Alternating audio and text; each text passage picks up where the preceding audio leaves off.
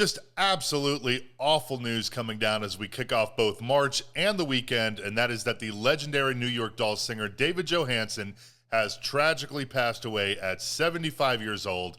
His rep shared a statement with Billboard that reads, David Johansen died at home in New York City on Friday afternoon holding hands with his wife, Mara Hennessy, and daughter Leah, surrounded by music, flowers, and love. He died of natural causes after nearly a decade of illness. This horrible news comes just weeks after it was announced that he had both stage 4 cancer and a brain tumor. Just absolutely horrific to think about. And again, that announcement of his illness was made just weeks ago, early February. It came from his daughter Leah, and it was made in an effort to help raise funds to help with David's care. But as mentioned in that statement, all of this had been going on for years before it was made public, almost 10 years, according to that statement. According to David's daughter, the brain tumor was discovered at the beginning of COVID, so 5 years ago now, 2020, at the same time that they discovered that his cancer had progressed. But what led to his health conditions being announced is that in November of last year, just after Thanksgiving, he fell down a flight of stairs and he broke his back in 2 places. I mean, just absolutely terrible things happening to David Johansen in the last few years. And now that David is gone, I believe all original members of New York Dolls have now unfortunately passed away,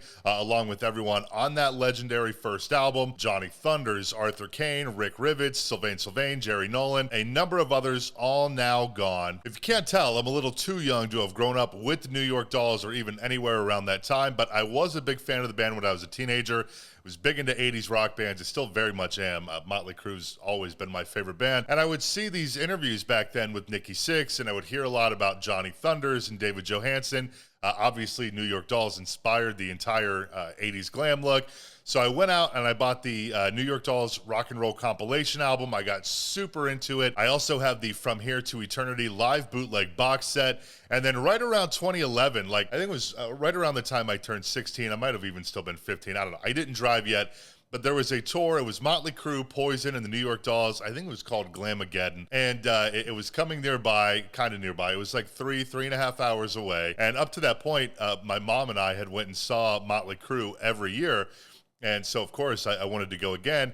And she just couldn't decide. It was so far away. Like I said, I couldn't drive myself there yet. So, just waiting around and hemming and hawing. And she finally decided that we could go. Again, this show was like 3 hours away from where we lived at the time. And so we got there, and we unfortunately, no bullshit, walked in right as the New York Dolls finished. I think we might have heard them in the parking lot walking into the venue, but we did not get a chance to see them. And beyond that, I never had a chance to see the band. So such a bummer. And I'm almost positive, looking at Setlist FM, I'm almost positive that tour, that was back in 2011, that was New York Dolls' last U.S. tour, at least according to Setlist FM. So it's a major, major bummer that I never got a chance to see that band live. Of course, beyond New York Dolls, though, David Johansen, known for a number of other things. He had his alter ego, I guess you could say, Buster Poindexter, where he had a fairly big hit with a cover of Hot, Hot, Hot.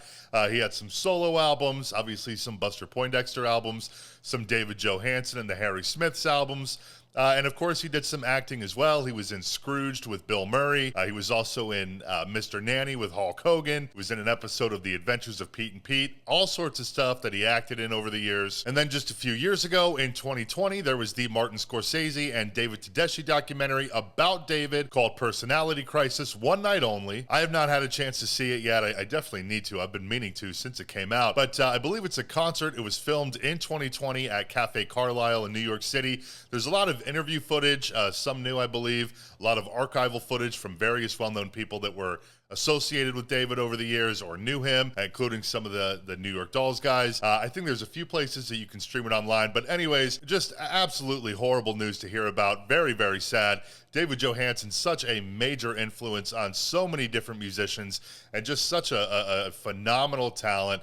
But anyways, that's all I got for you for right now. Thanks so much for hanging out. Feel free to drop a like and subscribe below if you feel like it, and I'll see you next time. Rest in peace, David Johansen.